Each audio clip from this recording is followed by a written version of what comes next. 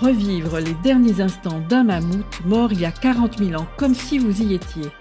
Impossible, pensez-vous. Et pourtant, une équipe internationale vient d'y parvenir. Comment ? Grâce à l'ARN de Yucca, un jeune mammouth laineux conservé dans le pergélisol sibérien. Pour la première fois, des chercheurs ont pu reconstituer les derniers moments de sa vie. Contrairement à l'ADN qui stocke l'information génétique, l'ARN montre quel gène était actif à l'instant précis de la mort du mammouth. Un véritable instantané de la vie cellulaire. On pensait que cette molécule fragile se dégradait en quelques heures après la mort, mais ici le pergélisol l'a préservée pendant des millénaires.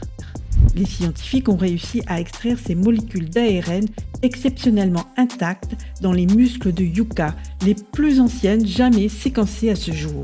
Leur analyse révèle un transcriptome presque complet, c'est-à-dire une image précise de l'activité génétique juste avant qu'il meure. Et les résultats sont frappants. Effort musculaire intense, stress métabolique marqué, autant d'indices qui montrent que Yucca a lutté jusqu'au bout, probablement contre des lions des cavernes, une hypothèse déjà évoquée dans d'autres études.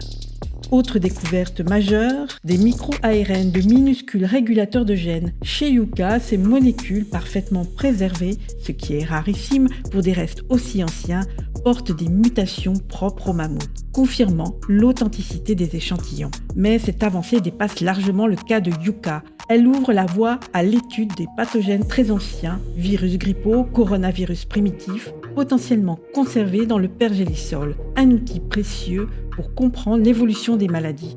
Et demain, en combinant ARN, ADN et protéines anciennes, les chercheurs pourraient reconstituer non seulement l'apparence des espèces disparues, mais aussi leur biologie, leur santé, leur comportement et leur environnement. Une véritable révolution pour la paléogénétique.